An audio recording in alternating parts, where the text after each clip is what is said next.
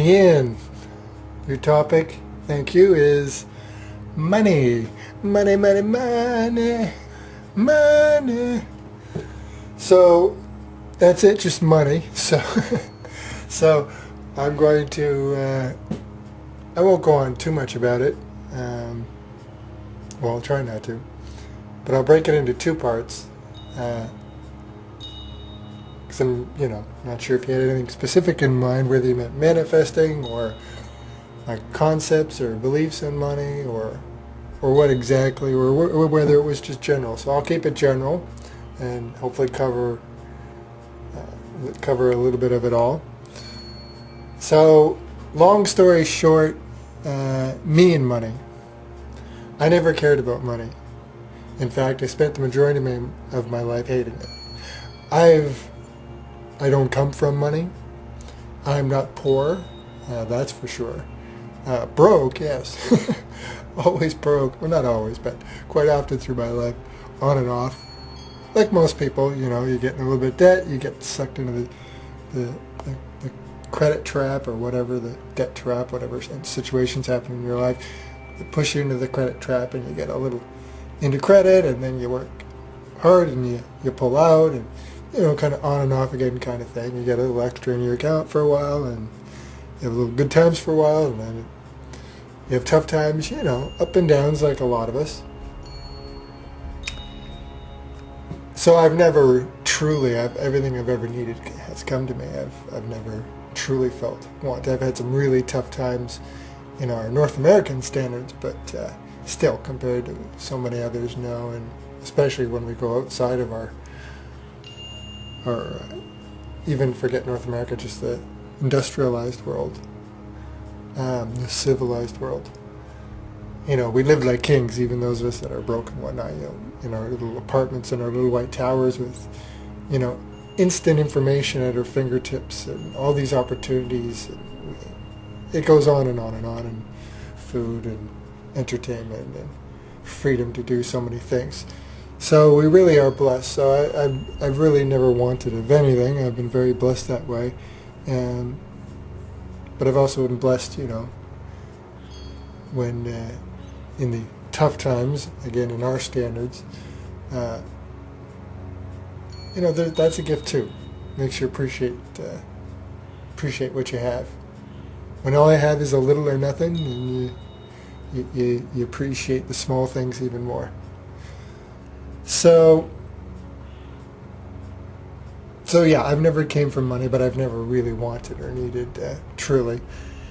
And there's no reason to. Anything we want will come to us. Anything we need, I should say, will come to us. And so majority of my life, I hated money. I mean, I hated it.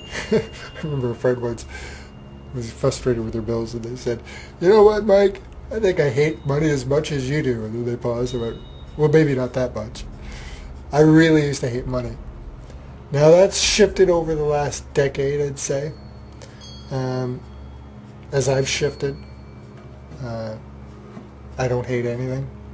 Well, even when I say hated it, I've never been a hateful person. I mean, I hated it. I just mean I was sick of it. It was ridiculous. But I let go of being against things slowly over time in the last decade, and the deeper I go into that, the deeper you go into self-love, the more, although yes, you're even more driven in many ways to make change, and those of us on the spiritual journey, we do a lot to make change, and so that it doesn't mean we don't want to create a new world. It doesn't mean we go blind to what's going on, or want things to stay the same. But when we go inward, then we can come out and make more movements for change instead of being against things.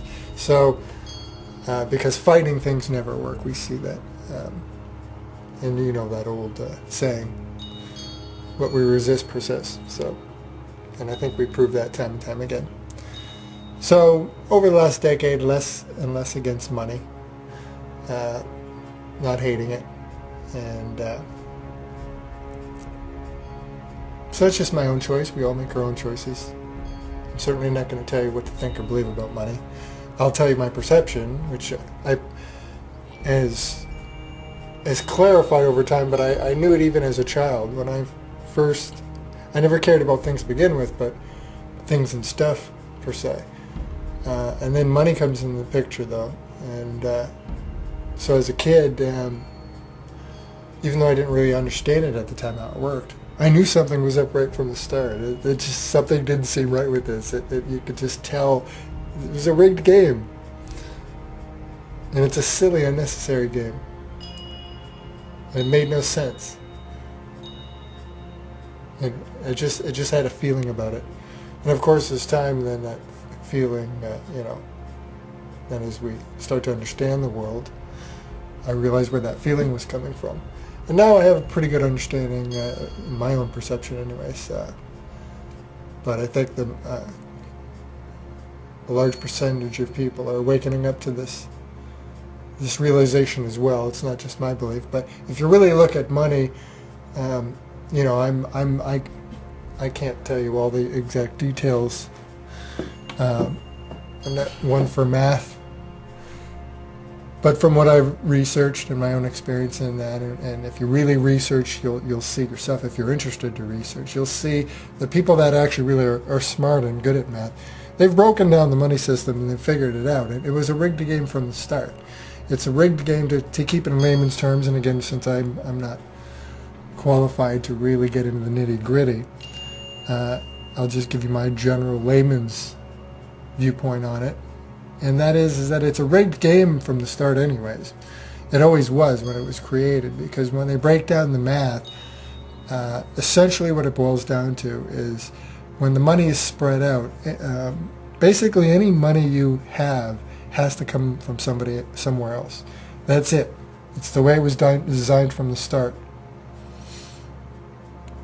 So it's a game of give and take. So it was set up that way from the start. And the people that really know math have broken it down, and you'll see lots of information if you're interested in it that proves this, that it's a rigged game, it's a debt credit game from the start. And then of course now we've had credit, which is and other things. It's evolved and become even more insidious, really, in that sense over time. Credit within credit, a game of credit within credit. But money itself is credit to begin with. And so I try to keep that in mind too. I like to keep things simple for a lot of reasons, but that's another reason I like to keep things simple. And I don't have a lot of things really at all, and I keep giving things away and emptying things out for many reasons. But also when it comes to just even treating myself, things I do once in a while. You should treat ourselves and stuff. But besides being very mindful of where it's coming from as being change, I try to buy organic as much as I can. Products, I only buy products that are safe for the environment. Things like that, decisions. That's the way I make my decisions over time. I've done that, and continue in my life. I've made change to simplify and adjust things I do so I'm less impacting the environment and others. But as it relates to money, I also keep that in mind. I'll treat myself once in a blue moon to something, or like usually not a thing. Usually it's like entertainment or food or something once in a blue moon, and that's good. But I just do that once in a while, and basically in my day-to-day, I keep in mind that what I have comes from the money itself. Not saying I don't necessarily want to have a lot of money. I actually now do want to have a lot of money one day, but I want to see money disappear. But we have to work with it. So for now, we have to work with it. So I would like lots of it just because it'll allow me to do more of what I do. And, you can also spread it around and do good with it in the meantime. But I would like to see it gone.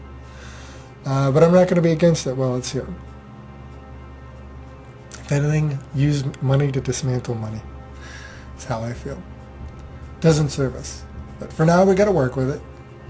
But yeah, it's good to keep in mind with money, though, that when you have money, somebody had to go out without. And it's not your fault, don't feel bad about it, but it's just good to know, good to know what game we're playing here. And it's a game, and it's a simple game of some people a long time ago who created the banks, who created the money in the first place, and they've perfected their ways over time. They figured out a way to get more for themselves by organizing this fake currency to begin with that they create. They control it, so they control everything. They control the money, they control everything. And we do. We see they control everything. And they shift and they learn to shift it and move it and use it to do, a lot of different things. I won't get into all that. To better their situation, quite often we see it with the false economic crises where the corporations and the banks come out on top, and it always had to come from us, etc., etc. But wars are about money, so many things.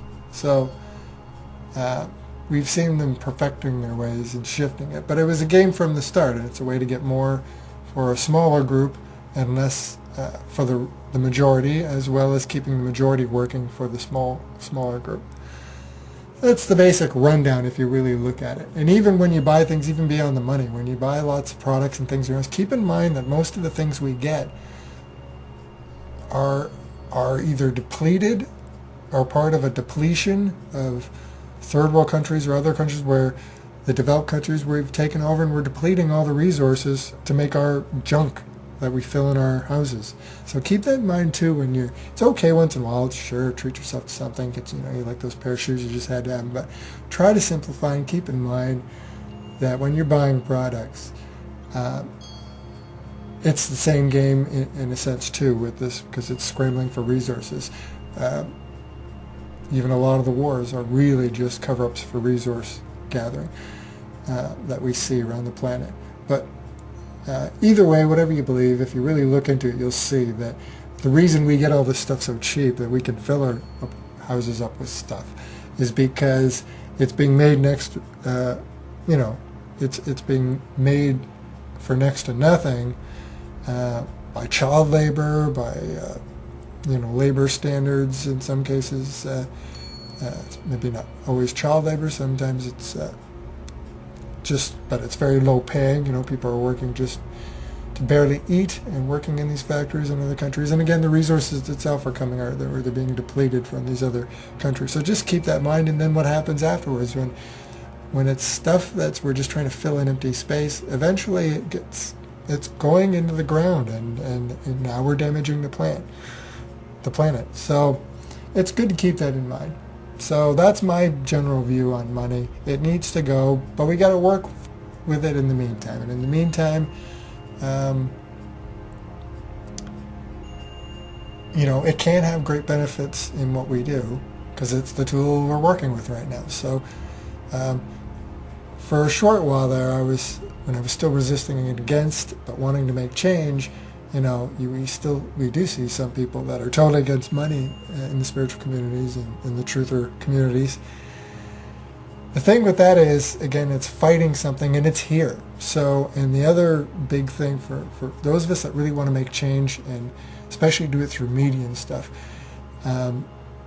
another video I did on the similar topic a while back, I set up the analogy is that really, even if we want to dismantle money, if we decide, well, the way is just I'm going to not make money, I'm not going to use money, and we see people do that, and they find great freedom in it, and that's great. But even when you see what they're doing, in some level, though, they're still using resources, whether it was given or donated or whatever, they're still using resources that came from somebody else. But still, is it a nice symbol? Absolutely. But for some of us who really want to get our messages out there in multi-mediums especially, across the world, we're tying our hands behind our back if we decide, I'm never going to use money. Well, then you're never going to have the programs or the access to internet or the video camera you need or whatever tools, or if you want to create a movie. So in this world, we need certain things.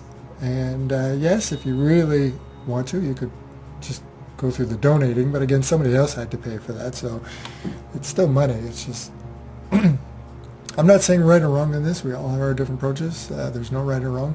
But for me, what I realized was, for those of us that really especially use media to want to spread our message to the world and really make change, by completely resisting the money system and putting ourselves where we can't take care of ourselves, let alone have the resources to do what we need and move the way we want to move. We're tying our hands behind our back out of principle.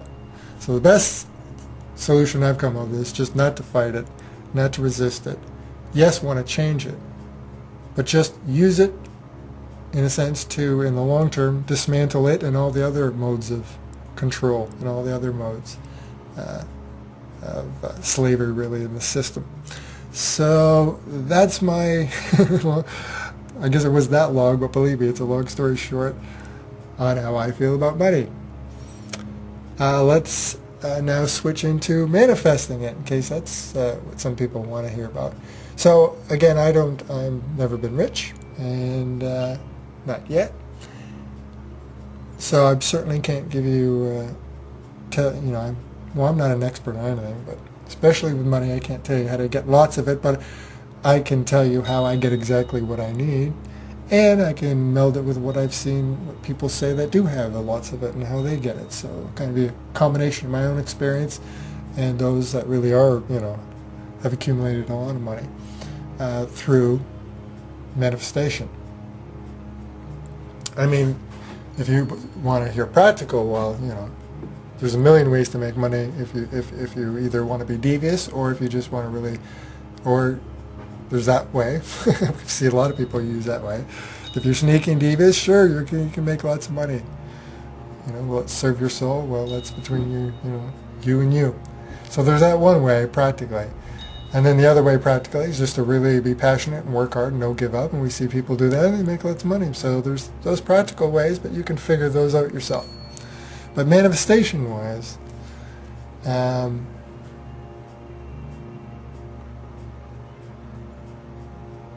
we actually often see a lot of people that are the best at manifesting don't even know about it, the law of attraction. And so it almost trips us up once we start to learn about it, some of us. Because some of us, we're naturally doing it, and then what happens is when we learn about it, and then people really get into it, they want to master it, well, they start sending out waves, which is what it's all about, from a place of wanting and lack and stress and other things, which change the signal and then it interferes. So basically what I'm saying is, for myself, and I've seen a lot of others, we often get to a point where we start to know too much about the law of attraction. And when you add that up into the mind, then, well, that's it. You can't manifest from the mind. You got to manifest from the heart, from energy. But when we're effortlessly, when we're just dreaming and being and dreaming of something and it's making us happy, but we're not thinking of the outcome. And so there's no seeking or wanting. There's just an enjoying and putting ourselves and building that feeling and enjoying the dreaming part just in and of itself, and then feeling it, literally feeling that way and embracing it and relishing that. When we do that, bam, that's when you manifest. So there's other ways people put it. Get in the vortex. When you effort from outside the vortex, it doesn't work. I will add on the law of attraction, though, that if people that are in the law of attraction are very interested in spirituality, and just my own personal, we all make our own choices, but I do see, I feel anyways, that a lot of people get hung up and they start to think that they consider themselves spiritual, which we all are, whether we know it or not. But they consider themselves very spiritual. But really, what they're almost completely focusing on and even stop at is just about how to get what I want, manifest. So that's really cool. But it's really just an ability. It's really just a side effect of all this complex expression that's going on here. And so it's just another cool part of the ride, but it's not the point of the ride, is how I feel. And so you might want to consider that, ask yourself, maybe it is for you, but I think it's a good question to ask if you're getting really, everything is about the law of attraction for you and that's all of your energies on that. It's a good question to ask yourself. Really? So that's why we're here, just to manifest in this holographic playground. So I say play with it, have fun with it. But I'm saying, for a lot of us, we realize there's much more to spirituality, and it goes much more. And really, that's just a side effect. It's just an ability. It's just a fun thing. One of the fun illusions here we can create, where we create with illusions. This is all illusion, and when we manifest, we're playing with that illusion. We're having fun, and so have fun. But go inward, and you'll see, and go to stillness, and practice acceptance and gratitude, and focus on you more and less on wanting, and you'll experience so much more, and you can still play with the law of attraction. So yeah, so manifesting, money. So everything I need comes to me. I see it all the time. Story is a couple months ago, I really needed a razor. It had been a long time since I had a razor. I've been using old ones over and over again, really dull blades. And every time I kept going out, I kept thinking, I need to get a razor, get a razor, get a razor. And then I'd forget. And this went on for a couple months. So because of this, there was a lot of effort of just, I got to get a razor, I've got to get a razor, I've got to get a razor, I've got to get a razor, was constantly, because I kept forgetting, was running through my head. And because it wasn't a big deal, there was no stress behind it. It was just, sure, for half a second it'd be like, damn, I'd come back. But most of the time it was just a very neutral, I got to get, so I was efforting from the right place, because I wasn't necessarily efforting, making it stressful or anything like that. And it took months, probably because, I was not like I was dreaming and be feeling joyous of having a razor, so maybe that's why it took so long. But still, it was unfiltered enough and steady enough that after a couple months, I got a package in the mail, and I've been in this apartment almost 10 years, and it was a package to a person that hadn't lived here for probably 15 or 20 years, like at least 6 or 7 tenants back. So far back that, occasionally you get mail from previous tenants. I'd never even seen mail from this person before. That's how far back they must have been. And it was just a brand new state-of-the-art razor present from Gillette to this person who, like I said, 15, 20, who knows, maybe even longer, haven't lived here. Bam, exactly what I needed. What were the odds? And I've seen it in my life. This apartment, actually, I won't get into that story. It's a very long story. But before I knew about the law of attraction, I lived in a different city, and I wanted to get out on my own and change cities for a change. And I started dreaming at night. And again, I wasn't even spirituality back then. So that was well over a decade ago. And I was... certainly didn't know about the law of attraction, but I was a dreamer. And so at night I kept lying in bed and dreaming of what kind of life I would love to have. And I kept dreaming of, in detail, and just really enjoying it, not thinking that I could manifest it or that it was had to happen or would happen, just in really enjoying it, just enjoying that. And so I dreamed of it, and the type of neighborhood and the apartment itself and the kind of lifestyle and all that stuff and things I might do. Long story short, through weird coincidences and synchronicities, I ended up getting an offer for a job that I never thought I would have taken, but it brought me to this city, Hamilton, and bam, first apartment I got this one. And funny enough, it wasn't until I was here about 6 years and now aware of spirituality and the law of attraction.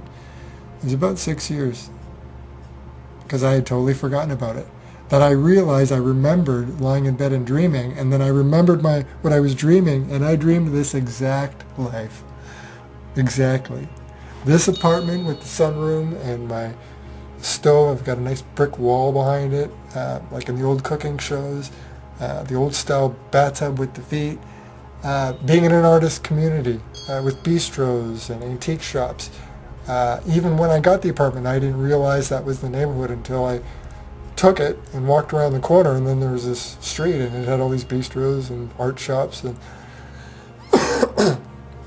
so I didn't even choose this place because it fit something I had deep down wanted. I just grabbed it because of a feeling and because of the apartment itself. But I didn't even know the neighborhood. And so the magic kept continuing, and then everything I could possibly need is at my fingertips here, is within short reach, 20 minutes from downtown. I love nature. I love water. I've always wanted to be around waterfalls. There's waterfall, you know, from my videos. I was here 2 years. I didn't even know until 2 years being here that a 5-minute walk down the street was the Bruce Trail with waterfalls. And the list goes on and on and on. I wanted to live in a place where there's festivals. After moving in a month later in September, I'm painting this place, and I hear live music. I'm like, what the heck? It was a Saturday. Walk down my alley, and in my opinion, the city's greatest festival, and still, even though they get so many people, still so many don't know about it. Lock Street Festival, bam, it's right at the end of my alley every year. Since I've gone many times, I've participated actually, and sold my books and done artwork and things like that. But yeah, right at the end of my alley, the festival I've always wanted. It's amazing. The list goes on and on and on and on. My cats, everything. So I manifested it. And so I can tell you that I do manifest exactly what I need, sometimes a little more. I personally have a little struggle. I don't manifest tons of money like I really could use right now, so I could, you know, really make more change and do more of my bigger movements that I'd like to do, and with my books and just do many other projects, and you know, I could really do so much good. So still haven't manifested that just yet, but I can see, I understand why I get just what I need, and sometimes a little more, and it's because, and that's my own personal thing just with me, is because I really don't care about money. So I don't hate it anymore, so it's getting better. I do want it, but it's hard to fake that, right? You know, you can't fake it. I do want those things, but it's hard to. So as it relates to specific money, I don't get, but the opportunities I get, because that's more of what I want. So I still do get the opportunities. So I do manifest exactly what I need, and it's because I just live a happy-go-lucky life of gratitude. And when I dream and think of these things, I don't stress about the outcome. And I see everything as a gift to begin with. So, and when they do come, even, and quite often they don't come in the way we quite crafted, I still celebrate it totally, and that's important. A quick example of that is I haven't gotten rich off of my children's books, but my dream was to write children's books and publish them, and I did, and I am. Boom. Celebrate that. But a lot of people get hung up on the money thing, and they forget the feeling they wanted, and so they're concentrating on the wrong feeling of results. Don't focus on the results. Don't care about the results. Just enjoy that you're doing it, whatever it is. And it doesn't matter if it's a milder version. If your dream is to be a world-class singer, but you can't do that right now, if all you got is a pair of bong-bong drums or whatever they call them, tom-tom drums, and a video camera, go make some videos, or whatever. It doesn't matter. You can do milder versions and then go from there and test it and at least feel what it is you wanted to feel from doing those things. So concentrate on the feeling is the big thing with manifesting, and that would be with money too. Concentrate on the feeling more of having it. If you want more of it, concentrate on the things that make you feel good about having it, and basically just feel grateful for the money you do have. Gratitude's huge, because again, it builds the feeling. It's when they say be in the law of attraction, be grateful. It's not because it's like that's a secret code that gets you access. It's because it builds the feeling, right? When you're grateful for your $10 and you feel like a king, and if you can keep that up long enough, well, then more of those tens are going to come, right?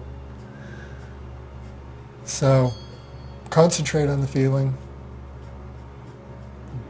do whatever you feel moved to. If you feel simplifying and you want to work less with money, then by all means. If you want more of it, by all means. There's no rules here. You do whatever you want.